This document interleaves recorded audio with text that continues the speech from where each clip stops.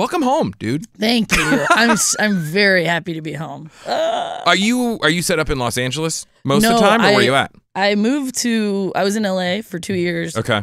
Got picked up for SNL, moved to New York. I went back to LA last week, but I don't live there. Okay. I'm a strictly Brooklyn kid now. I love it. But Cleveland at heart. Cleveland forever. So where did you grow? I know you went to Magnificent. Yes. Why did they say it so fancy?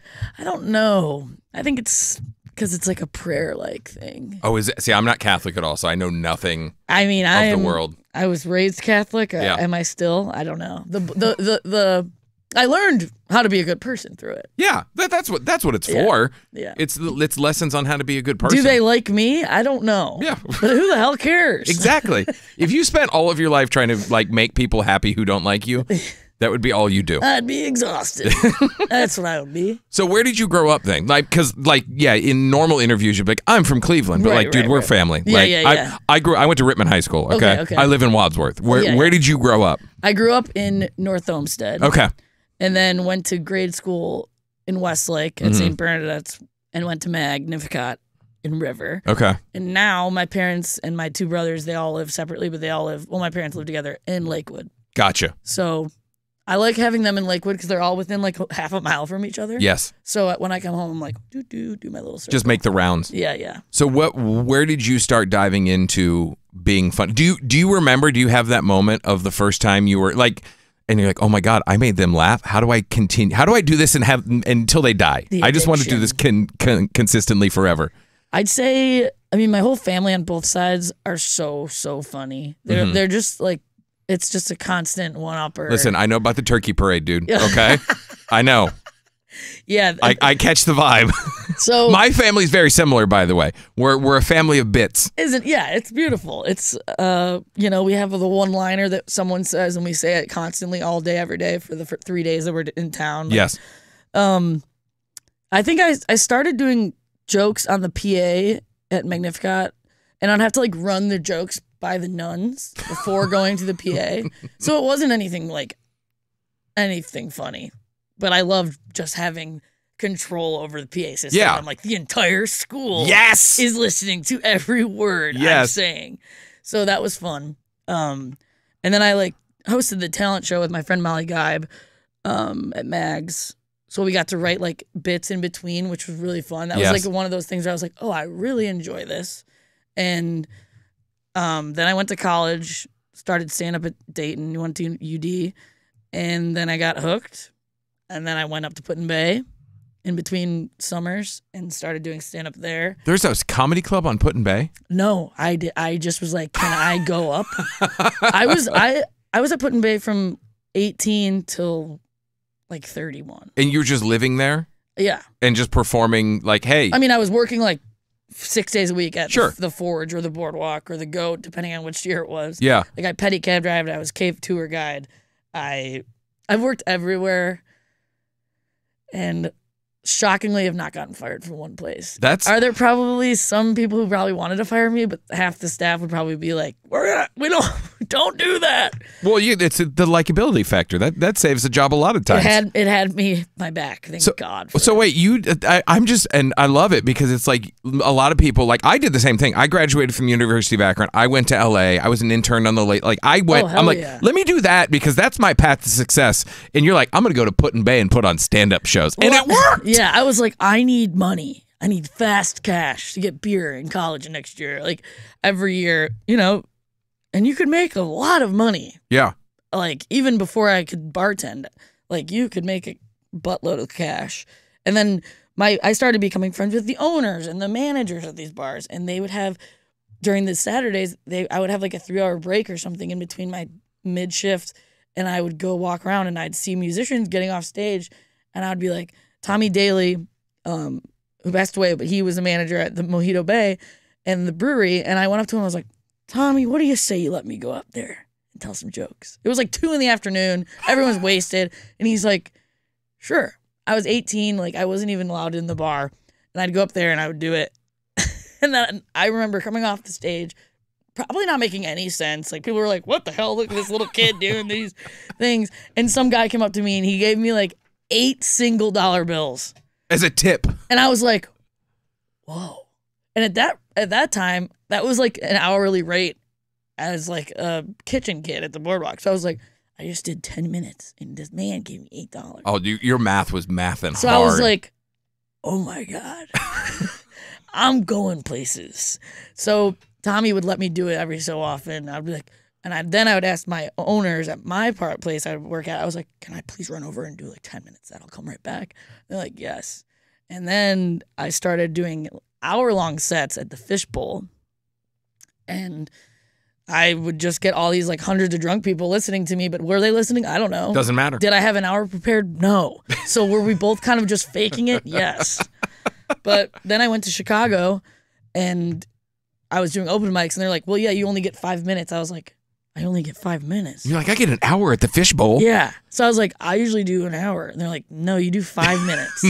So I literally took my hour and it basically was able to shove down to 5 minutes because it wasn't a real hour. Yeah. No, not at all. Not at all. I'm going to tell 4.5 minutes of jokes and 55.5 minutes of crowd work. Absolutely. But it was such a, it built like a muscle in my brain that if people are looking at me and they don't like me, just don't worry about it. Yeah.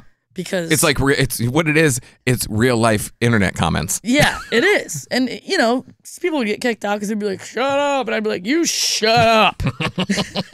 But I had like all the workers and security guards were like my homies. So yeah. They would always have my back. And that's fantastic. I love it's like you just found your own pocket, your own lane to do it. It was awesome. And then I actually Pride Month is June, obviously, and I'm going back to Put in Bay June 9th. It's a Monday, and I'm doing a show at the Boathouse, and I'm doing like an hour. That's awesome. So it's like a full circle moment. Yeah, and they're actually selling tickets, and there's going to be seating, which is very rare because usually, it's the Fishbowl, and they're just like, give me 25 bomb shots, and then we're gonna sit here and stand and watch Molly. That's I don't think a better way to spend your Monday afternoon. Yeah, honestly, I think it'll be a good hit. It'll be a big. I think hit. you should get. Can you get one of those? The car inflatables with the crazy arms. You should have one made of yourself. Oh my God, that's amazing! And have it outside. This is what I'm talking about. Yes. This is innovation right here. This is what we got to do. That's so funny. That's great. I bet you could. We got a couple. You got a little less than a month. Yeah, I'm I sure can make it happen. You can call someone props at SNL and they'd probably throw it together for you. Listen, help me out. So I'm curious. I was never a stand-up guy. I respect it. I sucked at it. I was much better at improv and sketch. So I went through the whole, just to give you my quick background so you know where I'm coming from. Please. I did classes at Groundlings, never made a cast. I went through the whole UCB. Oh, wow. 101 through 401. I had actually moved home before I really started getting into shows. But that's where I kind of, game of the scene and the whole UCB is where that's how my brain works. How does your brain work for stand up? Is it a direct way? Do you find it like do you have a the word's escaping me, like a system? Yeah. That how you like to write and craft an hour or whatever? That's a good question. I talk about this with my fellow stand-ups. Yes, this is the stuff like people. I asked Jeremy Piven this. He's like, I don't think people want to hear that. I'm like, I don't care. I want to hear it. Yeah. This interview is for me because I'm fascinated how you create your art. I always like my wallet is also I have a notebook in it, so it's like I always have a pen and a paper with me. Mm-hmm. I usually only go to that when I'm like about to do a set and I'll look at it because I like I always jot stuff down in my notes app, but for some reason, it's like I remember it better if I physically write it. Yeah. But I like don't sit down and I'm like, well, from 1 to 2:30 today, I'm gonna sit at my kitchen table and I'm going to write stand-up comedy. Like that's not how I work. I will go to a show that's like a pop-up show in New York and I'll do like a 10-minute set where I'm like, okay, I have 3 things I want to talk about. Let's just riff on it and do some crowd work, and then maybe I'll get like some new jokes that I will then put into my act. How do you then remember it? Please tell me you I always record. Right? I always record it like a voice forget. memo. I have like, if someone stole my phone, they would be like, "What is this person has?" There's not one nude in there. This person has issues. There's 45,000 voice memos. There's so many voice memos. 22,000 are about Totino's pizza rolls for some reason. And then most of them are mostly the same thing, but then you listen to them and you're like, "Oh, this word worked better." Here than it did over there. So Yeah, I don't sit down and write. If anything, I'll think of something funny and then I'll be like, well, I need to do it in front of an audience, because that's when my mind kind of, it's like improv. It's like that's when I feel on fire and I can like really make things happen. Like last night, I did a set for Don't Tell. I love Don't Tell. It was so fun. It was at you were at an ice cream shop, right? Yeah, Mally's. That's awesome. It was awesome. It was. I think I saw the picture. It was either on yours or I'm from Cleveland. I'm like, what an iconic looking picture. Oh my God! I'm like, this is like traveling back in time. But it was a great show, and I have done these jokes for months now. But something happened where I got like a tag to it that I just said because I was in the pocket. In the pocket. Yeah. So tonight I'm performing, which will be fun, but it's in front of my entire family. Like, let's be real. I knew that was going to happen, so that's why I've waited so long to do a show in Cleveland. Right. I'm just kind of putting it off, because I'm like, I can't. I love them and they support me, and I'm so grateful, but I'm actually more nervous than I was at SNL tonight. I think. Well, no, that dude. I'm picking this. You know who put that there? Carlos Baerga. I kid you not. They were doing the Los Guardians because they do a Spanish broadcast of the Guardians game. Oh, that's sweet. During the playoffs, they were in here and they did that. I have not been able to get it up. Well, I might have since to do it October. Please pick away. I'm like, I want to bring a razor blade in. It bugs the crap out of me so much. So please have at that. This is nice. Have at it. But so here's the thing. I think, and I'm not a psychologist, by the way, not a doctor. Not a doctor. But like, what is that a tag to? It's a production company. Parks and Rec. Yes. Thank you. Not a doctor. I say it all the time. The time, and I can't figure out where it came from. It's at the end of. Yes. But yeah, not a doctor. I think you're thinking they're going to judge you, and but like there's this brain where Molly's like, they're going to judge me and think I'm the worst, but reality brain is like, they're going to support you and love it. And so I think it's your internal struggle making yourself nervous. What's it called? It's imposter syndrome. I'm like, what the hell am I? I'm like, this is crazy. But that means your head's in the right spot. I have imposter syndrome about this job. Like, who pays me to be an idiot every day on the radio? You have the crispiest voice, and you just said what you did. You have the resume. You just said what you did. Like, that's not many people can say that. Molly, you were on SNL. You remember that? But you flew from the sky like Chris freaking Farley.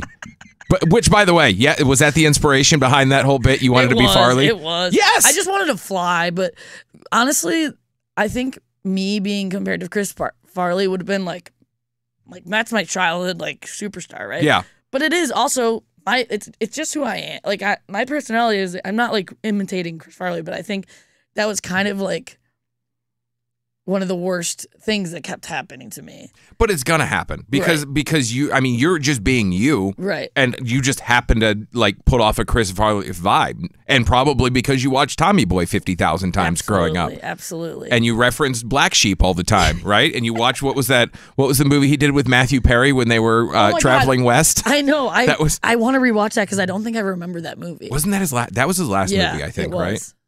I forget what not Homeward Bound. That was with the dogs. Yeah, the dog. But I know. Yeah, I just talked about this. Listen, I was listening to some of your clips, and you and we can have a '90s reference off until the cows come home. Because I caught your Hook reference. Yes. I caught your All That reference. Yes. I caught them all. Like, I mean, let's talk about the fact you were in freaking A League of Their Own and the Mighty Ducks remakes. Oh yeah. Are you kidding me? Oh my God, the Mighty Ducks that is a deep cut because.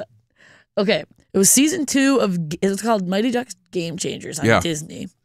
And Lauren Graham, who played Lorelai Gilmore, was the mom of the kid. And it was like on this set in Santa Clarita. And I remember it was the first real acting job that I got. And I'm driving. So this was pre-SNL or post? This is pre-SNL. Okay. And this is like 2021. And I remember I'm driving my car in LA and I'm having to drive. It's like a 45-minute drive to the set, or an hour. I remember having to pulling over to the side of the highway to put coolant in my hood because it was I had a hole in the thing. Did you buy my old car in LA? Oh my God. It was a Ford Escape and I wanted it dead. But and then I got to this set and I was like being treated like gold. And one of the reasons I got the job was because I could hockey skate. Okay. Because I speed skated for like my whole Wait, childhood. I thought that was a bit on your Instagram bio. No, I for real was a speed skater. That's amazing. Winterhurst in Lakewood. That's fantastic. That's where I hit the ice. Like not Sonny Bono. What's Chad Apollo Antanono? Yeah, that guy. I just said a My name. king. I just said a name. But all right, so you're on set because you can speed skate. Yeah, it's Mighty Ducks. Well, they booked me for the role, and then as like an enemy coach from like who they were playing. So I actually went up there for a couple of weeks, it felt like. But before we started filming, I had to do hockey practice. Yeah. So I had to like put on all the gear, and I had a 1-on-1 3-hour practice with this like retired NFL player. Okay. So it was NFL player? NHL. NHL. Okay. That makes more sense. So this guy just made me tackle him. No. Lawrence Taylor's teaching me how to play hockey. What? No, but it was awesome. It was like so cool to just skate around and be in the Mighty Ducks lore. Yeah, it was so cool. You're in the lore forever. It was sick. You and Charlie Banks. Yes, Charlie Banks. Yes. That's I love that so much. It was so cool. All right, so I got to know what your SNL process is like, because I'm a nerd. Like they get the stand-ups, you get your writers, you get your sketch and improv guys. How did you get on the radar? First off, I think that I have really incredible agents that found me like when I was nobody. Oh, they found you. Yeah. You didn't like send out I've done the mailers. You didn't do the mailers. You were doing shows and they're like, "Hey Molly, we'd like the cut of your jib. Yeah. Let's get in there." Yeah. And they absolutely, I will be there with them until I die. That's awesome. They're the best. But I was like, yeah, I'd like to audition for SNL. And Sarah Sherman's one of my good friends. We've known each other for like over a decade almost, because we came up in Chicago together. So she got SNL the year before me, and she was like, "Hey, do you want to go on like a Midwest tour with me?" And I was like, "Absolutely." So we're on tour, we're hanging out. She's like, "You should send in a tape to SNL." And I was like, "Okay." I'm like, "Well, I have this character reel that I did at Put in Bay, where I like did it like really like I did it inside the cave. I did it on this old like." They're gonna name this gosh damn island after you. Do you understand me? Perry's Monument. They're gonna tear it down. And they're going to build a statue of the inflatable we just talked about. I do talk about that. I talk about Put in Bay in every single everything. You know, it is such a huge part of my life. No, it is. Growing up. It's where you got your chops. Yeah. Was on Put in Bay. Like, absolutely. Other people go to Second City. Molly's like, Put in Bay. Take me to the middle of the lake. Yeah. Let's go. Put me on Gibraltar Island. Yeah. No, but I sent in a tape of a character reel, and then they're like, "Well, we would like you to audition in this group." So in LA, Dynasty Typewriter, Lauren came with like the producers, and there was Did you say Donnie C Typewriter? Dynasty. Okay. Dynasty Typewriter. Okay. It's a part of the logo. Okay. It's just like a nice little place that they put out in this audition. So there's 15 of us, and it was me and Michael Longfellow, and then there was like a bunch of other like incredible comics. Like Caleb Herron who's a buddy of mine. He's now huge, and he was auditioning. Brandon Wardell. I'm blanking on who else, but then they pick a couple of us from that to fly to New York the following week to audition in front of like the traditional legendary audition. Yeah. Which was awesome. Truly, I was like pooping blood. Yes. Like I was. You should probably see a doctor about that. That's probably my not mom's like, SNL. It's just your anxiety, and I was like, no, it was just purely anxiousness. But yeah, then I was told I didn't get it. I didn't get that audition to go to New York. My agent was like, "You didn't get it. You know, it's not the end of the world." And I was like, "Okay." So I go back to my notebook job, and I'm making notebooks in LA, just at this shop. Wait, what? I'm just making notebooks. It's my side gig. So was it like a factory job? No, it was just like a very chic like. Oh, you're making place. fancy notebooks, not like you're not like on the assembly guy line. Like with the printer who's like. Oh, okay. Yeah. So I'm making them, and I get a call from him like an hour later, and no, that was Friday. He said I didn't get it, and Monday came around, and the auditions are Tuesday. Monday he calls me. He's like, "They do actually want you to do it. They're actually going to be flying you out." And I was Change like, of plans. I was like, "Okay, well, I just do the same 5 minutes." They're like, "No, you need to do it. You need to do a new 5." And I was like, "Okay." I'm like, "And when do I leave?" He's like, "Your flight's at 6 a.m. and you'll do the audition that day." And I was like, "Cool." So then I left work. I was like, I have to go right now. Can I take one of these notebooks with I'm me? like, I need to go. So then my friend, my girlfriend at the time, and who's a comedian, and my friend Caleb, we just sat there for 4 or 5 hours and wrote myself a good 5 minutes. So what is your brain doing in this? Not obviously you're freaking out and pooping blood. Yeah. But like what bits are you trying to think of Well, I know that they want to see tight, well-crafted jokes, but also character work. Like they want, if I can do both, which I can. So I just kind of took my best jokes and morphed them into characters and like curated like a 5-minute piece of meat that I remember I went up there and I did it, and they go 5, 4, 3, 2. The producer, or Chris Kelly, who is the floor stage manager, puts you out there, and Lorne Michaels and like Colin Joseph's out there. There's put like 3 tables, and they're all in the back of the studio, and you can barely see them, and you're not really supposed to you're supposed to perform to the camera. Sure. So the camera's huge. It's like this, but it's huge. Is it the one on the thing? Yeah. The big guy that's in with the chair. They're like, they're going to come. It's going to come in you, and I'm going to go 5, 4, 3, 2, and then you're going to start. I'm like, okay. So he comes in, the camera comes in, and it's like, comes out, and you're just like, okay, I'm doing here we go. I'm like. I'm an 8H. I did the best 5 minutes that that was humanly possible for Molly Kearney. Like, I was like, that was it. Yeah. I remember walking out, and I went to the dressing room. I was in Heidi Gardner's dressing room because they put you in everybody's dressing room. And I just like closed the door and had a second with myself, and I looked at myself in the mirror, and I was like, I think I said out loud, I was like, that was the best 5 minutes that you possibly could have done. So if you do not get it, that's just because you do not fit perfectly in there what they need for the show. That's exactly what you would want to do. I mean, you set the goal, you accomplished it, and you're like, all right, here we go. Yeah. And shot. Then we went out, and we all got pretty drunk. And, yes, as you should have. Because we were all like, we haven't eaten all day. We need to go get food, and we need to chill for a second. And then we had to wait a week, fly back to New York, or flew back to LA, flew back to New York. Then you meet with all the producers. So there's more meetings after that even. Well, then they cut it down to a smaller amount of people. Okay. And when I was there, it was me, Marcello, Devin Walker, Michael Longfellow, Kira O'Sullivan, and Chloe Trost. And that year, they took Marcelo Hernandez, Devin Walker, Michael Longfellow, and myself, and they took Kira on as a writer. And then Chloe Trost came on the cast the following year. Okay. So all of us ended up getting picked, but that's awesome. Well, that means it's a good class. I mean, yeah, it was cool. It was very cool. So what did you write then too when you were there? Oh, we have to. Like you can't not write. Okay. It's like you would get fired. How did you get into and learn how to sketch write, or did you know at that point? I think I've left and I still don't know how to do it. I absolutely I would have nightmares about like, why can't I grasp I can't get the sketch writing. Like I couldn't figure it out. Yeah. Rosebud Baker, who's a stand-up, we were like writing partners. We wrote all my updates together and stuff. Colin Jost wrote every nun sketch I'm in. He pretty much wrote for me. Colin Jost wrote almost everything for me. Most of the. Well, I'm sure that's how it goes, though, right? I mean, Colin's the best. He's like a friend outside. He's like my friend outside the show, which is very awesome. But he just looks out for everybody, and he's a genius at writing sketches, obviously. So is Che, and everybody. If you've been there for more than 3 years, you can write any It's literally the best of the best when it comes to sketch writing. Yeah. But it doesn't really transfer over to anywhere else besides SNL. And I would think about that all the time like when I was Amy Schumer show or the Chappelle show, but it's like it's not like you can't write a TV show with those skills. So I'm like, whatever. I guess I just did my best.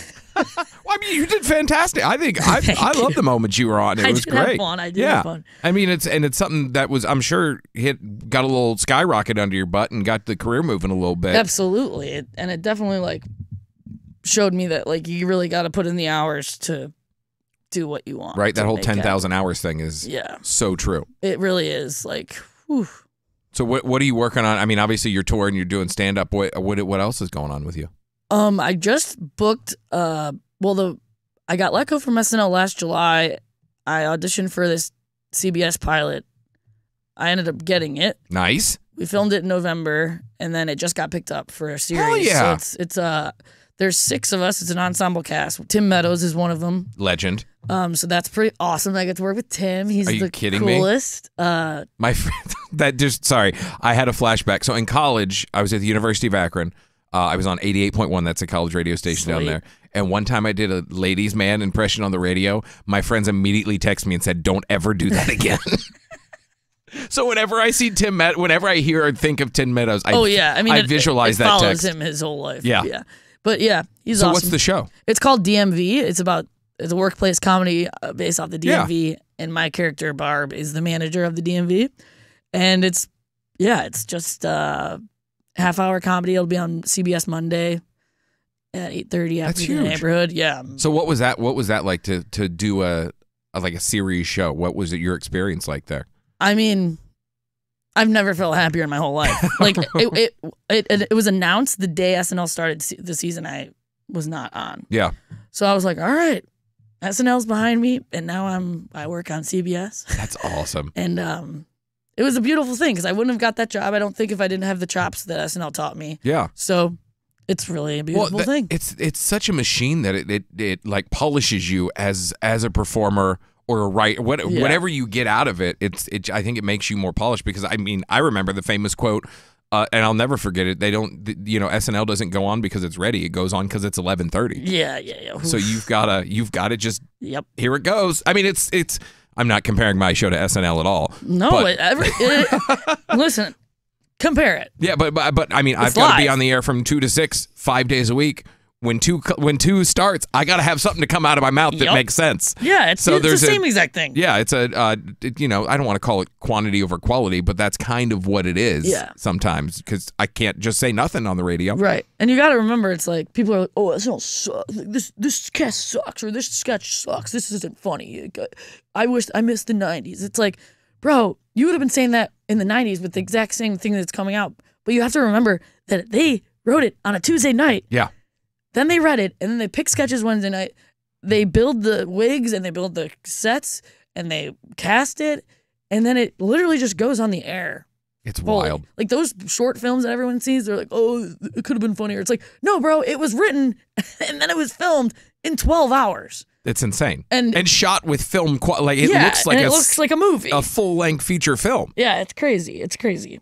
So whenever those comments come out, I'm like, you guys just don't know. No, you don't respect, and I think that's why I'm always like, because I've written sketches, I put on live sketch shows and stuff like that. You get it, but I mean that's true though when you talk about everyone has their favorite cast.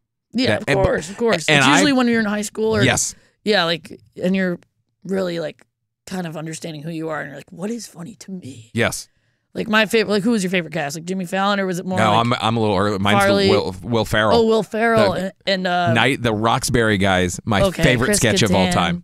And Chris Kattan will, and then Jim would show up for that bit. But Molly Shannon Anna about. Gasteyer, Anna was Sherry O'Terry. Yeah. I'll go Tracy Morgan. I love them too. I think. Mine was more like the Jimmy Fallon era. Yeah, but you had what I'm now going to sound like a grandpa. I didn't have the internet to go back and watch. Oh, right. I had to wait for the Roxbury sketch to come on. I had to watch it for it to come on. Did you have I had the best of. I did have some best of Will Ferrell and Chris Farley. And I had a couple of those DVDs. Yeah. But I think that's how you can go backwards now like that. You can go back and watch the Chippendale sketch or the Schmidt was it Schmidt's Gay? The beer commercial? Oh, I don't know. Have you not seen that one? I'm sure I have. It's the beer commercial where Chris Farley and Adam Sandler are at a pool, and it looks like all these hot chicks are going to come out, and it's hot dudes in thongs, and they call. I think it's Schmidt. I'm sure. And the beer is called Schmidt Gay. I can picture it. Yeah, I forget what it is. Yeah, I think that's it. But yeah, I forgot where I was going with that. But we're just chatting. So tell me about. I love how much you rep Cleveland. And you're all about Cleveland. I mean, was that? I mean, in one of your first update pieces, it was a whole Cleveland bit. So yeah. What is it? Just because we're from here that we love to talk about it? Because they poop on us so much, we love to talk about it. I feel like you got to switch the narrative of people. I don't know. I just like being proud of where I'm from. I think I learned how to be myself and be a good person. I think Cleveland teaches a lot of people here are good people. And, 100%. It's a blue collar town, which I love. And I don't know, it's just my family's here. I love Cleveland. But and I don't know, it's probably a them thing, not an us thing. Like someone from I don't know, Nebraska. You don't hear about them brag about Nebraska like we brag about Cleveland. It is pretty funny. I understand why people have I'm from Brooklyn. Oh, Brooklyn, I'm from LA. But people are like, oh, you're from Cleveland. You guys are intense. Yeah. I've gotten people from Cleveland love being from Cleveland. Yeah. And I'm it's cool as why shit. not? It's cool. It's cool. So what is when you come home, what is What's the normal routine? Are there spots you've got to make sure you hit? You got to get up to the island. I got to get up to the island, and it's getting harder. It's getting harder for me. But I'm going up for that Pride show, and I think it's the only time I'll be able to go up this year. But my one thing is, I get home, I see my grandparents, I see my parents. We have a house that we all share in Huron. Yeah, from the turkey parade bit. So usually, if it's summertime or any time, really, we're out there. So I'll probably spend the week there, starting tomorrow night. Is there a food you got to have? Is there a restaurant you got to hit? Like you have to hit up. Honestly, that's not the normal, like, oh, I got to go to Slyman's. It's like, yeah, we all know about Slyman's, but like, we honestly, all have our spots. I'm not that woke on the food thing. No? Like, I always like to go to Brew Nuts because my buddies own it, and I like to support my buds. You got to. I'm like, what do I like going out, and I like going to PJ McIntyre's because that's where it was my old stomping grounds. Yeah. I'm like, where else do I... Lakewood I don't know. Is it getting harder now? Because I mean, I'm sure your friends are having families now and stuff. Do you try to get the group together when you come into town? We're always actually quite good at getting together. Yeah. I'd say we're more like 50-50 family and single people. Yeah. But yeah, honestly, yeah, I go to the island or I'm with my family. I love it. It's just I like sitting at the lake and jet skiing and drinking some beers. Mm-hmm. What are you drinking these days? Sunscreen on. I I don't know. I love a good Jameson. Oh, you do picklebacks? I do. Oh, I love a pickleback. Like after the show tonight, that's probably what I'll be doing. Yeah. Oh, picklebacks. Yeah. Because it's hydrating you as you drink exactly, the liquid. Mom. Just kidding. Kidding. Sorry to Here, are you kidding me? Your mom's probably doing picklebacks with you. Are you joking right now? No, but yeah, what's your favorite beer? Cleveland beer.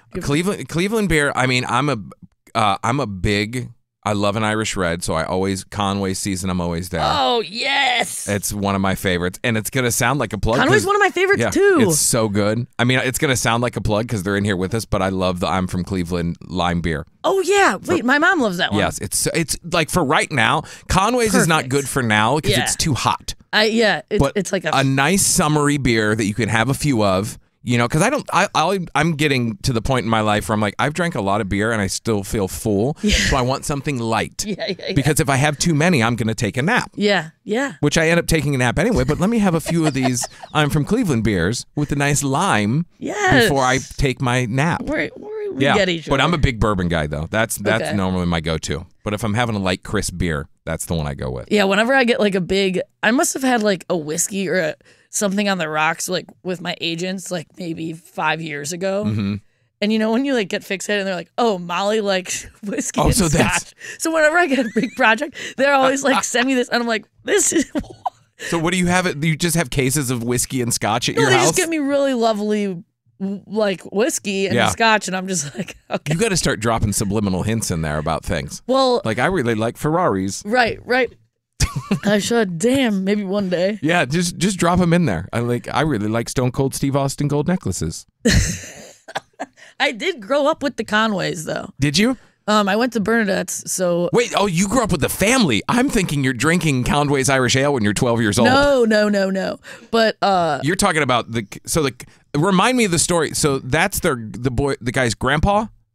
On the bottle? Yeah. Right? And it's the two brothers own it. They're like in their 60s. Yeah. So you grew up with their kids? Yeah. That's cool. What was that like? Oh my God. They're the sweetest. There are five girls. Mm-hmm. And the oldest... There's two oldest. Actually, I'm friends with all of them, but I would just always hang out at their house. Yeah. Their house was always like a free-for-all because there were so many kids, and the neighborhood was so many kids. So I don't know. Isn't that the best way to... Is that how you grew... Like, you just grew up disappearing through the neighborhood? Yeah. I'll come back when it's dark.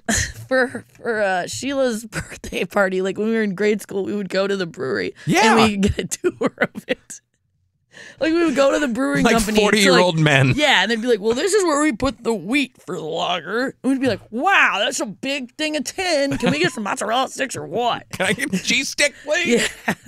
I can't drink this stuff for 7 more years. I love to go see, get a beer from the bar there. Well, you got to. Yeah. And we've got so many good Cleveland beers now, like so many different companies. And is Masthead Cleveland? Or no, is that... I forget. I don't know. I forget. It's in Cleveland. Yeah, I don't know. But I don't know. I mean, it's not the complex in Market Garden, is right? Not at all. That one's huge. Yeah. But like, there's so many different options out there. It's fantastic. Yeah, it's cool. It's very cool. I love it. What was I going to ask you? I hate when I do this. And the murals all over. My two buddies, my cousin Eileen Dorsey does a bunch of murals in Cleveland, and she's got a studio at 78th Street. Oh, that's a great spot. I used to do improv there. Oh, sweet. Yeah. Really? Yeah. Man, that place has done a lot of crazy stuff. I don't know if we ever did I think we rehearsed there. I don't know if we did shows at, what's it called? It used to be called the Bevy in Birdtown. Winchester, right? Winchester in Lakewood? You haven't been here for like 5 years. I don't know. It used to be the Winchester, then they made it something else, and now it's the Winchester again. It's a cool spot. Cool. Yeah. Where were you were going somewhere with that, and then we lost it.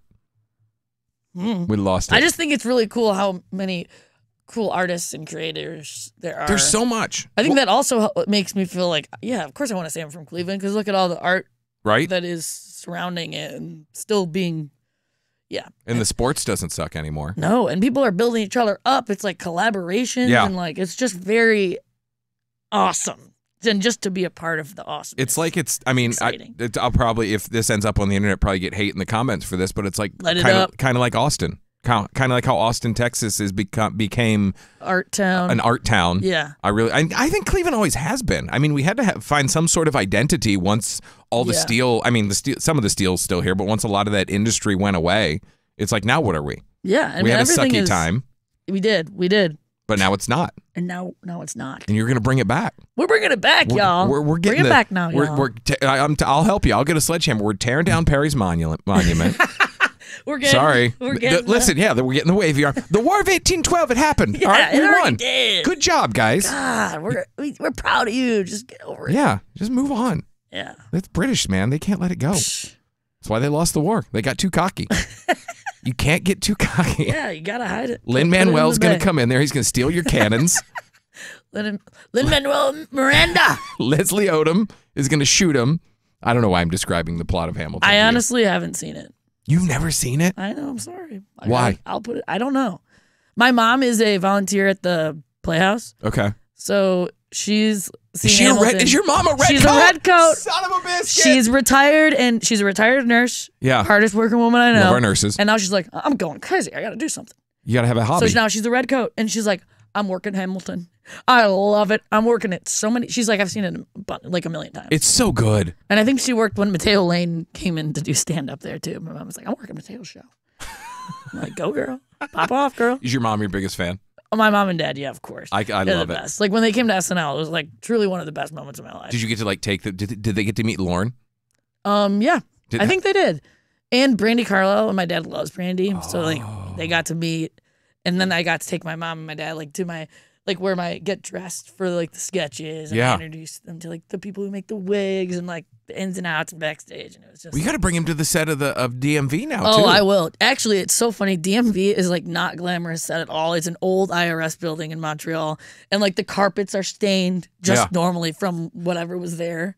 But so does it take place in the office of the DMV or like where people get their licenses and whatnot? Above. So it's got the whole thing, like driving tests, like in the parking lot. Yeah. So, but it's based in East Hollywood. It's the East Hollywood DMV. Okay. So who knows what kind of riffraff's gonna come through there? Who's coming through? Because they can do they could bring like actors who are struggling. Everybody's it's like class. Like everybody has to. What's East Hollywood? Where's that's like Western, right? It's Basically, right? Around Western? No, around sorry. Yeah, I realized what I did there. Like, Western is a road. I'm thinking when because it used to go like Cahuenga, Vine, and then I think Western better than me, as you keep going inland, I think you're right. Because I lived in West Hollywood and I lived in Highland Park. Okay. When were you there? I moved there February 2020. Okay. Oh, what a great time to do that. And it was. No, it was crazy. What was that like over there? It was very bizarre. Like, luckily it was nice out, so we were out, like, could go on walks and stuff. But like, waiting outside of the Trader Joe's in line for like 3 hours was like. Just to pick up your grocery order? Yeah, didn't you guys have to do that? We had a lot of pull up options. Like at Giant Eagle, we could do an online order, then it would give you a time that you would come get it. I mean, I worked at Put in Bay that summer. Okay. Because I needed money, and I quit my job in Chicago, and I moved to LA thinking I was going to be in League of Their Own. ended up didn't get the main role. Yeah. Found out in a deflating air mattress when like the first night sleeping in LA, and I was like, it was like some agents like, Molly, they decided to go the other way, and I was like, no problem. And you hit the ground just as soon as the phone hangs up. Okay, I'm gonna be fine. And then the pandemic happened, and I was fine. Yeah, I needed money, so I was like, Put in Bay, of course. What was open at Put in Bay? Everything. Oh, they didn't close a gosh darn thing. No. Are you kidding? We were wearing bandanas. I was working like 6 days a week. Like, was it just a drunk? I mean, yes, Trump it is a flags drunk. were flying. It was just like, but I was like, you know what? Whatever. I'm gonna take these people's money because I need it. And it was they one gave of the best summers of my life. My friend goes camping up there. Yeah, it's a blast. It's a big camping spot up there, it's a good right? time. Yeah, absolutely. Right on the water. It's beautiful. That's awesome. Well, how long we've been going for? All right, I want to wrap it up, but I call them my rapid fire questions just because I think they're fun. Where did they go? There they are. What was an album from your teenage years musically that you know front to back and listen to track by track? And I'll give you my example to kind of jump you off. Mine is either the Marshall Mathers LP, or Enema of the State, or Nellyville. Okay, mine was, I mean, obviously NSYNC and Backstreet Boys, but also like Usher's album. Which one? You remind me? Confessions. Oh, okay, yeah. And honestly, Will Smith. Like the green disc, the Big Willie style. Oh, Big Willie, or the silver one. Silver. It was it's like that. Yeah, with Miami and getting jiggy with it and all that stuff. That tracks. That was my track. Yeah, those were my tracks. I love it. Yeah, that's fantastic. Because and my theory is I think that's when you get a lot like your SNL cast. Yeah, your musical taste when you're around. We'll call it 12 to 16 or whatever. That really what forms it. Like if you ask my musical taste, I will say Eminem, I will say Blink-182, and I will say Nelly. Yeah, those are my. I know. I'm like, wow. What were we thinking? I was like falling asleep to the Confessions album, and I'm like, why was I falling asleep to this? What are you gonna do? He got someone else pregnant. Yeah, what are you gonna do? I'm like, well, those are dreams. weird dreams. What's your go-to late night snack? Ooh. I mean, now New York pizza. Yeah. You get it's a slice so easy. After, like, I'd have late night shows and I'd walk home and get a slice of pizza. Isn't it still? Are they still like? Yeah, they're like still like $5 a slice or something like that. Sometimes even $3. Okay. So that's good. And it's late at night. It doesn't matter. And I love Cheetos. Cheetos, just regular, not hot Cheetos. Not hot, crunchy, puffy Cheetos. We're gonna clip that. We're gonna get you an endorsement for that. What was that again? Crunchy, fluffy Cheetos. Puffy, crunchy Cheetos. Just regular. I'm gonna little Chester Cheetah coming over your head. Regular. I love it. What food do you hate with a passion? I'm not good with spicy food, but I like to challenge myself, especially my good eaters in New York. We like to try new stuff, and I'm always dying of. Well, what's the hot food? Indian food's the hot food there, right? Yeah. Because like here we have chicken wings on every block. Yeah. You can get the hot wings. Yeah, I'm trying to think. There's no one like I have a passionate opinion. Yeah. I don't know. I really eat everything. I hate olives. I was gonna say I like an olive on a salad. I hate an olive. With a little spice. And I like martinis. Dirty martinis. Yeah, I love pickles. I'll sit and eat a jar of pickles, but for some reason olives I think are the grossest thing on the planet. Huh. I don't know. Maybe that's just my weird psyche. What's your Taco Bell order? Oh, Crunchwrap Supreme. Yes! Beef. And I like a good classic Taco Supreme. Yeah. Yeah. Oh, it's so good. What are you drinking? The Starry, the Sprite. Starry? Yeah. Yeah. I'm a big Sprite dude. Okay, yeah. Yeah, Were you going to say Baja? Because I'm not a Baja kid. I don't think I've ever had Baja. I don't get it. I definitely had it. Code Red all day. Oh, really? All day with the Code Red. I can't. Oh, duh. This is the Zero is really good. I didn't even know they made it. I am losing weight. I've lost like almost 20 pounds. Good for you. Thank Damn. you. Well, no, it's a shot. It's fine. Hey. Sponsored. Hey. Whatever works. It works. It works. But I hate Diet Pops, but I really enjoy the Zero Sugar, the Zero Mountain Dew Zero. I think it's great. I like Diet Dr. Pepper. Oh, try the Zero. Okay. It's got a much better. It doesn't have that diety flavor. Yeah. You know what I mean? Because like my whole theory used to be, if I want to drink a pop, I'm going to drink a freaking pop. See, I like Diet Coke. My dad drinks Diet Coke like it's water. Yeah, my wife's a big Diet Coke girl. I love Diet Coke. She got the Aldi brand one time because she thought she would save a few bucks. It's still on the shelf with one can. Like, what a fool I was. That's exactly what I was she a said. fool. I was a fool. Were you a generic brand growing up, or like was everything like name brand growing? Like in the house, what would mom and dad buy? We would stick with. Like, we didn't have, like, a bunch of money, but we would stick with the classics. Yeah. Like, we were getting Oreos if we wanted an Oreo. 100%. Sometimes we would fluctuate with different cereals and stuff. Yeah. Yeah. What, can we try something really quick? Please. I'm just, and if it infringes on your art, I don't want to do it. Try me. What is the last thing you wrote down in your notebook? I'll see it. I just love, because what I would love to hear is like you say like rutabaga, and then when your hour special comes up, there's the whole joke about rutabagas. I'm like, what did I just write down? I just got a fresh notebook. So look at the leather bound. Did you make this one? This is I worked at a notebook company in Chicago called Field Notes, which was awesome. But that's your whole wallet and everything in there, huh? Hell yeah, man. So, I wrote down mop closet. And then I have rummy cards. Oh, you played some rummy? Yeah. Do you play euchre? No, my dad, my uncles. Do you know how to play euchre? No. Oh, dude. I tried to learn. I just I don't have the capacity right now. It's really easy. I'm going to break it down right now. All right, do it. You only go 9 through ace, right? Okay. And it's all about winning tricks. So you've got 4 of you, and then 9 through ace, and then to start it, you deal out 5 cards to everyone that leaves 4 remaining, right? The top card, you flip it. That is eligible to be the trump card. So that's a power suit. You lost me. I think I just like. Next time, I'm going to bring a deck of cards. We're going to have 4 of us, and we're going to play. We're going to do a podcast and teach you euchre. I would be down for. Yeah, we'll do that. I love it. What other family game? You guys are family game family?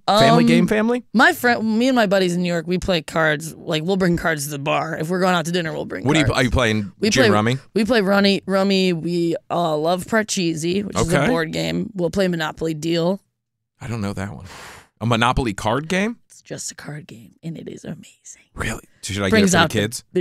Yeah, it's a great game for kids, too. Yeah. We're a big fan. We're a big game family. And you can play with, like, you said you have 3 kids? Yeah. You can play with 5 people. Perfect. Yeah. I think I'm going to have to get it.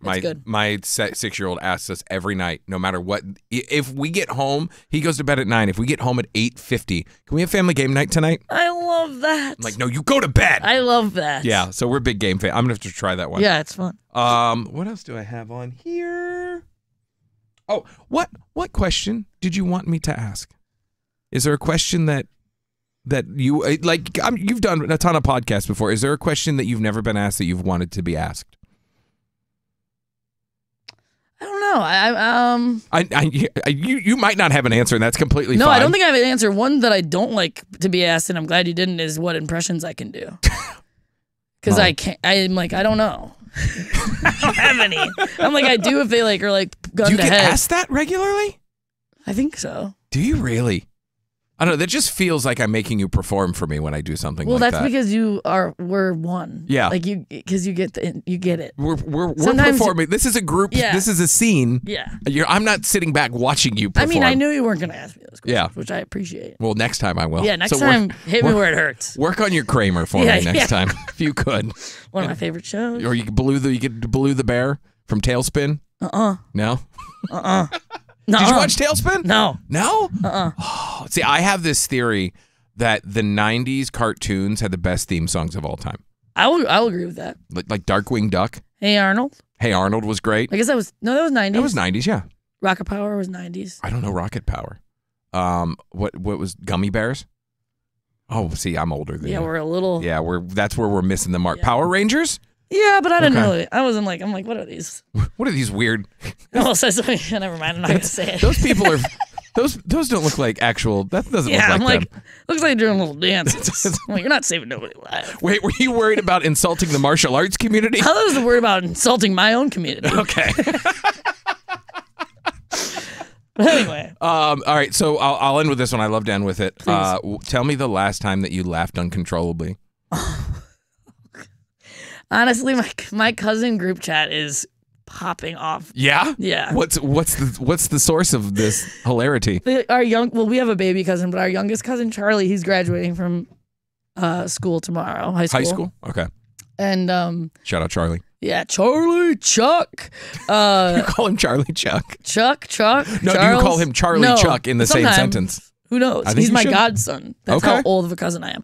But yeah, we have these things where we just rip on each other all day. And yesterday I was just laughing all day long. I don't even know if I can think of a specific thing. I love it.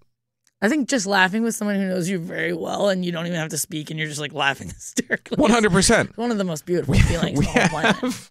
I don't even know if this is going to make sense, but some of my best friends, it's anytime we talk about Pepsi, okay? So we were at a Pizza Hut in Orville. Okay. This was like after a basketball game or something like that, like a high school basketball game. We're sitting there eating. And do you remember the song My Neck, My Back? Yeah. So somehow we were talking about it, and we make up our own phrases, and my buddy Matt goes, lick my badussy and my crizzle. And the waiter walks up without a beat and goes, more Pepsi? No. We just lost our minds. And now it's forever. It's forever. Like if someone brings up Pepsi, someone just goes, lick my badussy and my crizzle. It's so dumb. But I think everyone's got those sort of things. It's kind of part of growing up. It's lovely. Awesome. Well, dude, you were so much fun. Oh, I appreciate you coming in. For having me. Break all the legs tonight. Hell yeah, it's gonna be fun. I hope Mop Closet maybe comes up. Yeah, you never know. You might riff into it. We'll see. I would promote it, but this isn't going out until after. No, that's okay. But we're gonna get this up, and next time you're in town, I'll get you a key card. I would love that. Just come on in, friend. Hell yeah. Awesome. Thanks, Sherman. I appreciate you. I appreciate you.